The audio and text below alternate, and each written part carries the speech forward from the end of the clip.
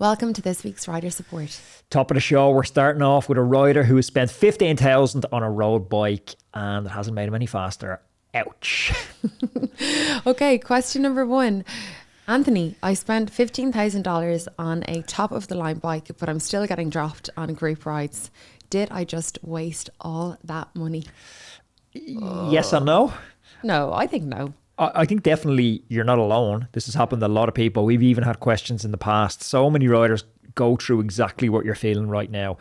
You spend big, you get the dream bike you've been eyeing up for a long, long time, and then you get dropped. It's absolutely brutal.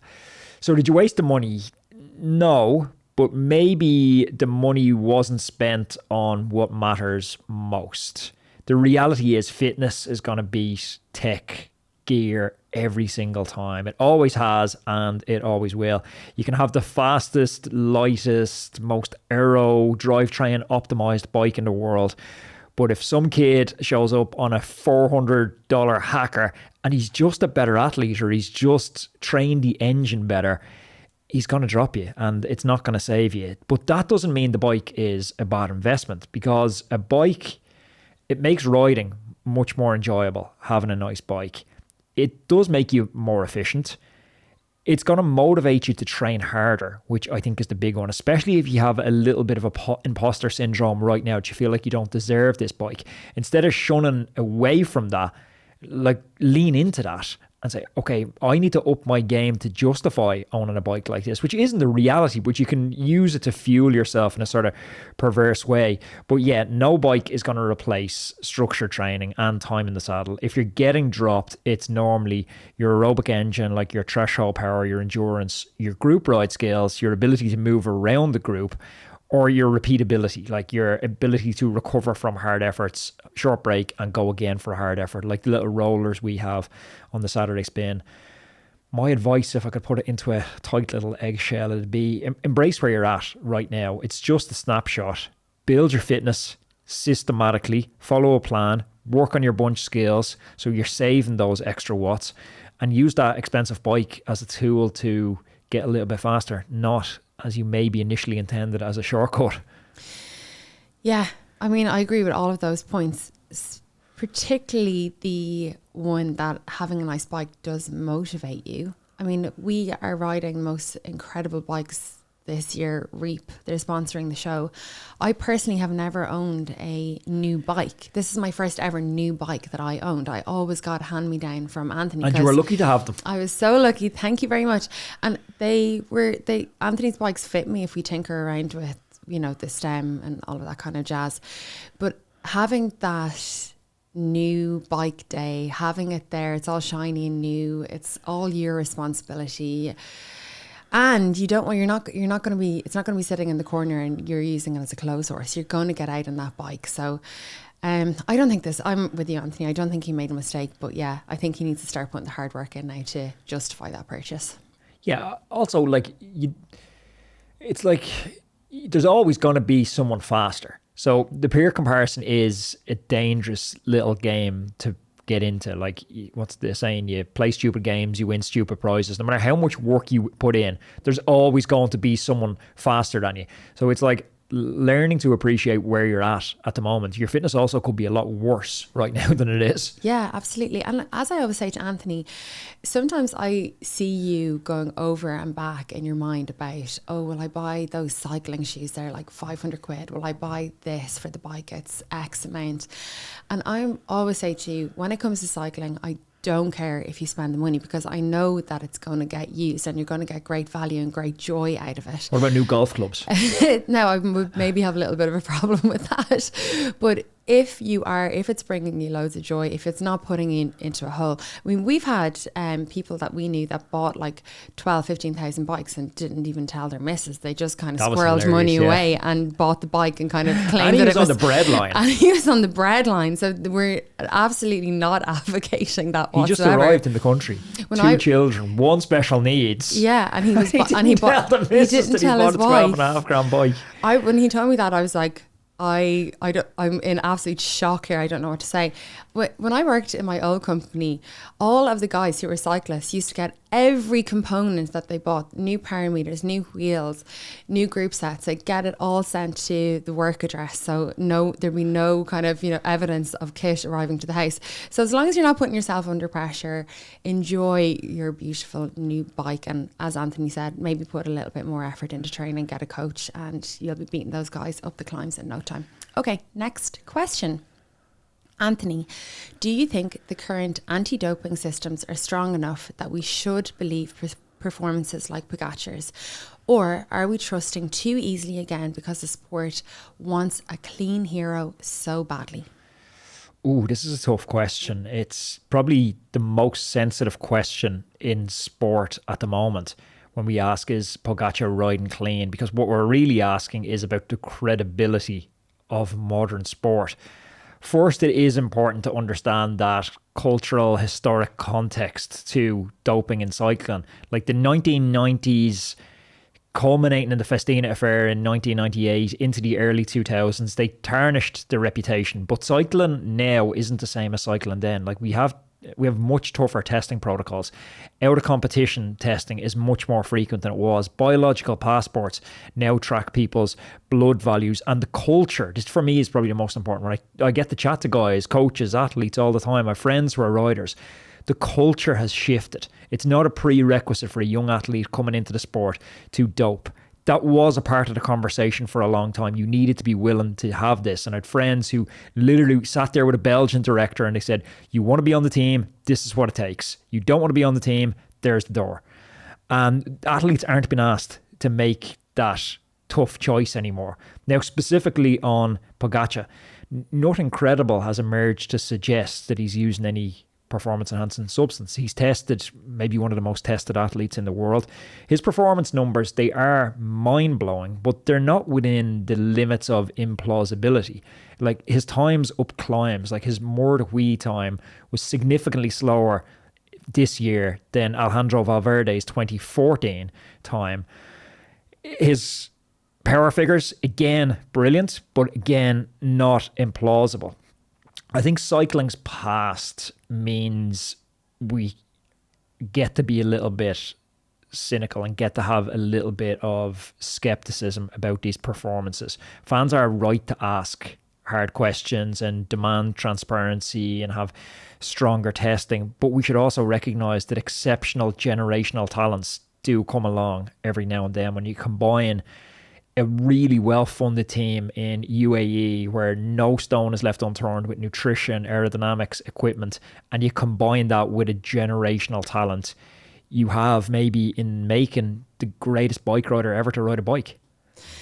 Oh, I'm just at home as this airs watching the YouTube comments and Spotify comments rolling in about how we have it all wrong and cycling is still the dirtiest sport out there. And I'm with you, Anthony, and I like to take Pogacar and all the other riders at face value so far as like clean or unclean. And unfortunately, cycling does have we're experiencing a hangover from those many years of the sport. I mean, there's loads of sports that were dirty, are dirty, will continue to be, but cycling just seems to always pop up number one as the sport that is filthy almost, isn't it? Armstrong contextualised the significance of Pogacar's Liège-Bastogne-Liège win. He said the dominance win in Liège by over a minute would be the equivalent to McIlroy winning the Masters by 15 strokes. It's hard to put into words how dominant he is until you use that analogy. You're like, whoa, no one ever wins a Masters by 15 strokes. Yeah. It's 2 strokes, 4 strokes. It's a runaway victory. Yeah, I know. It's crazy. Look, let us know in the comments what you think. I know this is very, very polarizing. And if you do think that, the sport is dirty, that Pogacar is too good to be true, do you still enjoy the sport regardless? Do you kind of look at it and kind of say, oh, well, look, it is what it is. They're probably all at it. Or do you, zone out completely from the sport? Did you ever watch the Christmas movie Miracle on 34th Street? Yes. They're talking about Santa Claus and they said, what's better? A lie that brings a smile or a truth that brings a tear? Okay, next question. Hi, Anthony. I listened to your podcast last week with Dan Lorang. Something he said stuck with me. Is doing a proper off-the-bike warm-up really worth it for regular training rides? I see the pros doing glute bridges and band work, but does the average rider actually need all of that? Will muscle activation before I start riding, especially for hard sessions, help? I've had a few rides lately where I felt very sluggish for the first 30 minutes. Would a warm-up actually fix that? Sorry, just want to say who Dan Lorang is. Dan Lorang is one of the head coaches at Bora. Head of performance at Bora, Red Bull, Hansgrove. Yeah. You got there. I'm there eventually. Just in case anyone hadn't heard that interview, please go back and check it out. I'll link it in the show notes. It's been one of our biggest, most well-performing podcasts over the last couple of months and well worth a listen. Yeah, I think in short, it is worth doing the off-the-bike warm-up, especially if you're doing one of those quality sessions, the 2 or 3 quality sessions per week, if it's a race or one of those key breakthrough sessions during the week. The goal is to switch on the key muscles before you ask them to perform at high intensity. We go to the gym, when I jump in to do bench press, I bench press just the bar for the first set. You wouldn't jump in and do your absolute max load, which I won't reveal what that is. You wouldn't jump in straight on 100 kg straight out, because you just wouldn't. I'd build up to my 100 kg in my second set. But especially for riders who spend a lot of time at desks, like those key muscles kind of fall asleep, for want of a more scientific term. So forcing the quads and the hip flexors to waking up before the ride is a very good thing.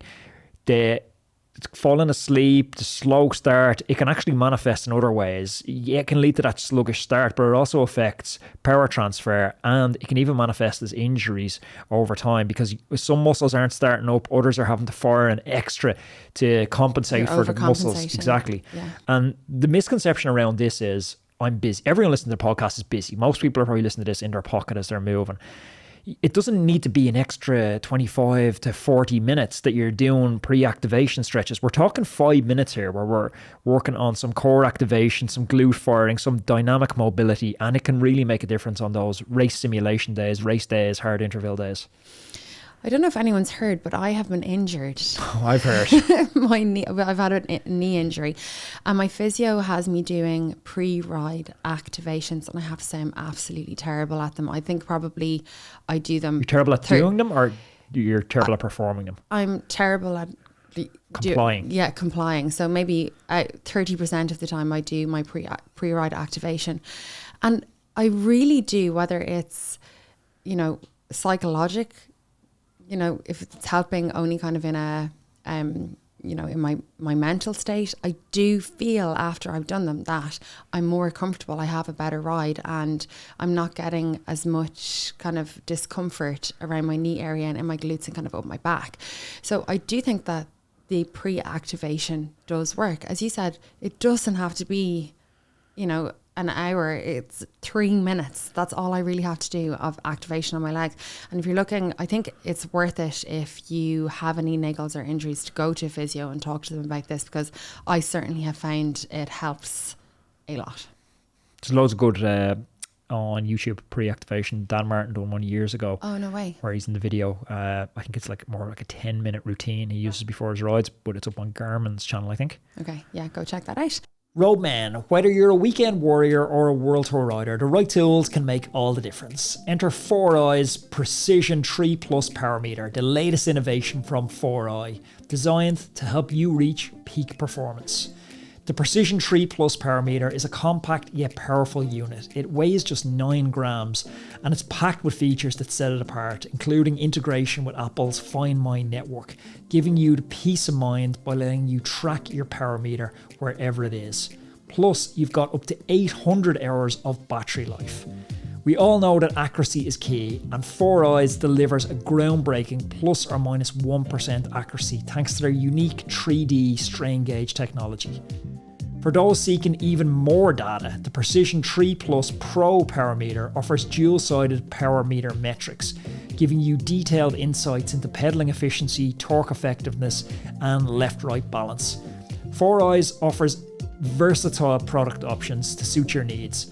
Choose from ride-ready power meters with pre-installed units on Shimano cranks, or up for factory-installed power meter, where you send in your crankset for a custom installation. Ready to elevate your cycling game? Trust 4Eyes Precision 3 Plus power meter. Precision, performance, and peace of mind all in one. Learn more by visiting 4iiii.com. That's 4iiii.com. I'm going to put that in the description down below. Okay, next question. Hi Sarah, I heard you're riding Badlands in September. Very impressive. I'm getting more into gravel myself, and I was wondering, what gearing setup are you planning to use for it? And actually, would it be different from what Anthony is going to run when he's racing it? I always hear people debate between a 1-by versus a 2-by, big cassette versus tighter gearing.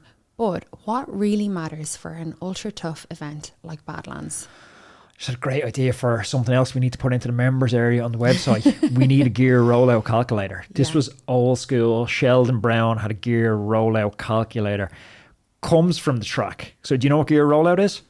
So it's 1 revolution, and then it's how many meters you cover in that revolution. So if you take a pedal at the 12 o'clock position, you turn the pedal 1 full rotation around, finish back at the 12 o'clock position, mark in chalk your starting point, mark in chalk your finishing point, and then measure the distance. We call that rollout. So that's why when you're pursuing, you would change, because it's confusing to just say, hey, I'm going to go from a 50 to a 51 on the front and a 12 to a 11 on the back. It's like, have you gone up or down? Like, it's hard to figure out if you've gone up or down when you're changing the 2 variables, because the back it makes a significant more difference than changing on the front. Like going from a 12 to an 11 sprocket on the back is not the same as going from a 52 to a 53 on the front. So it's a significant difference. So rollout is how they talk about it in inches. But we need to make the Sheldon Brown equivalent of that rollout calculator. So when we're having these conversations, we can just say, hey, Go to the that's the rollout. Okay. But anyway, the question is around 1-by or 2-by for me and you. Both of us are running 1-by. Well, you haven't fully agreed on your setup, but I'm pretty sure you're going to run 1-by as well. Yeah, I think so. I'm a huge fan of 1-by because I have used your 1-by in the past, and I just think it takes out so much faffing about going up and down, little ring, big ring, little ring, big ring. So for me, when you're riding gravel, and there's going to be 16,000 meters of climbing over the event for me, and I'm going to be, going around a corner, and next thing there's a wall in front of you. It just takes out that, clunking it up and down little big ring for me. So that is my preference. Well, Sarah rode her old bike at the weekend, and it's probably the number one reason that I tell people to move to SRAM, and I've been on SRAM for the last 3-4 years, and before that I was a lifetime on Shimano. The battery setup on SRAM is like nothing else. Sarah ran out of battery on her front mech on her old bike in her Di2. I didn't think we were shaming me today. We had to ride home at like 4 kilometers an hour. 4 kilometers an hour and like a cadence of 200. I'm still not. Smoke coming out your hips. I'm still not recovered from the whole experience. It was awful. So SRAM has that ability to swap batteries back to front. So for me, bike packing setup, that's an absolute game changer. But 1-by, it's one less battery. It's one less thing to go wrong. It's less chains dropping. It's less things that can break. Bike packing, gravel racing, it just makes total sense. And when you combine that with the huge ranges we have on the back now, you're not losing out on anything. Before, when you used to be stuck on like an 11 speed, like a lot of people listen to the podcast are kind of my vintage will remember racing on a 53-39 would be your front gearing, and then on the back you'd have an 11 up to a 23 when you started, and then it started the odd person would creep up to a 25 or a 28 would be like a really big climbing gear. So a 39-28 would have been my stage racing. We're going up a bit of a wall today, climbing gear. So that, I worked it out just before the show, is a 38.3 inch rollout.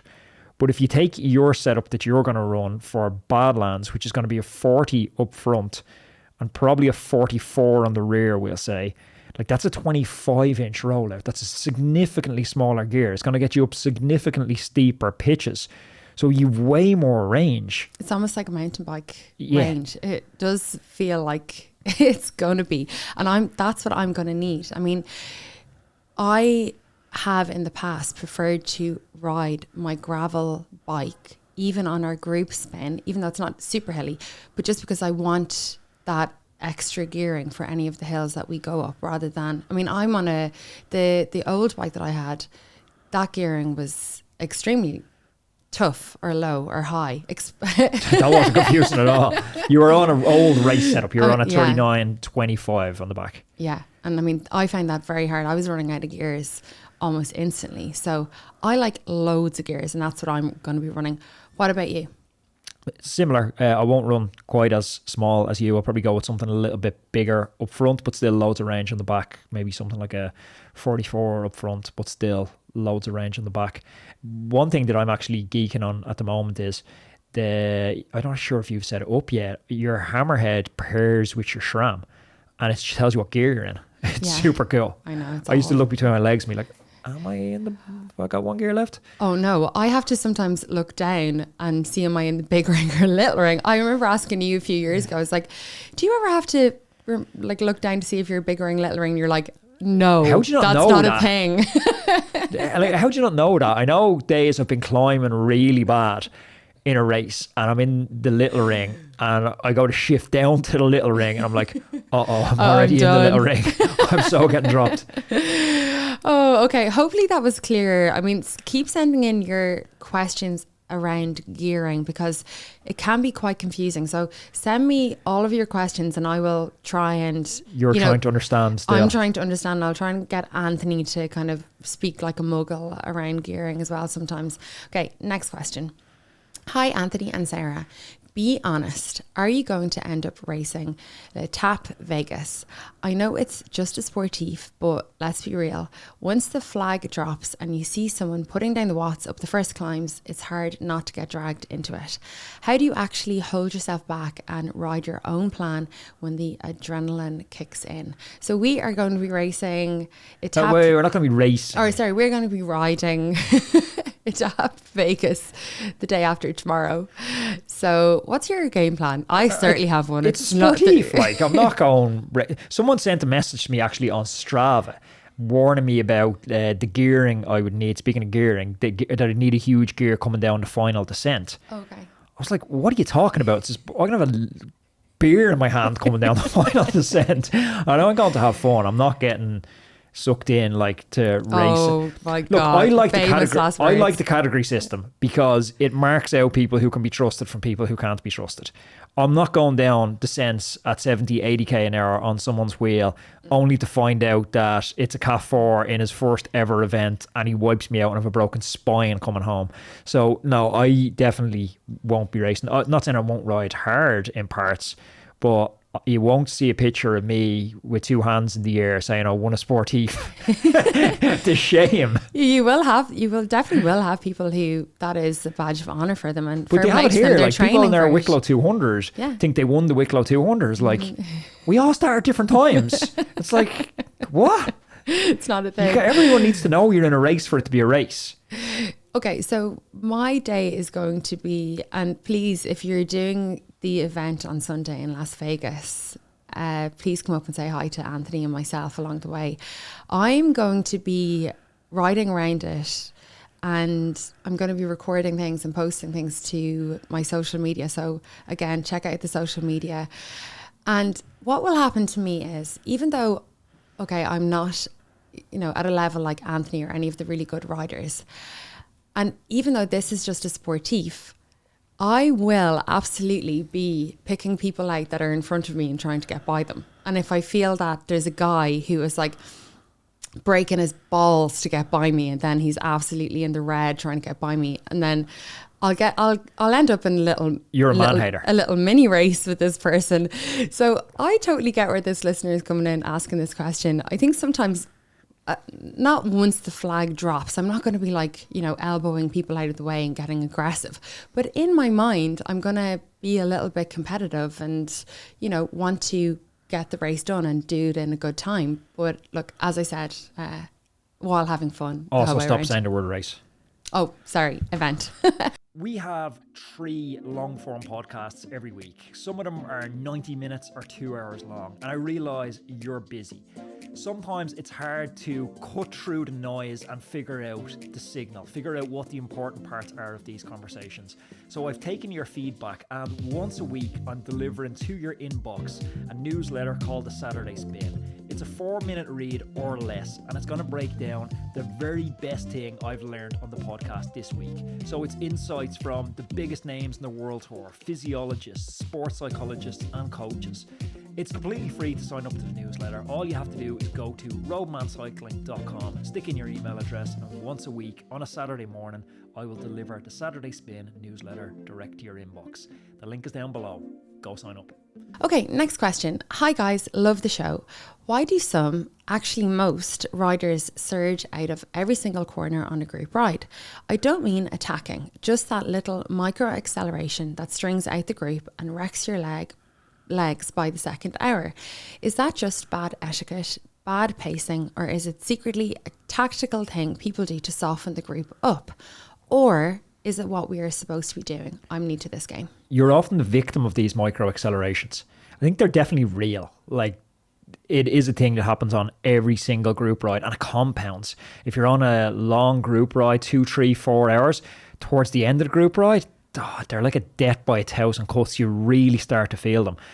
Like, it happens for your bad group riding skills, for sure. If you have a lot of riders who don't know how to carry speed through corners, they brake too much, they over slow down into the corner, then they have to sprint out the far side of the corner, and you multiply that 100-meter gap over a 3-hour ride, it turns out you have to do a lot of sprints on your group ride.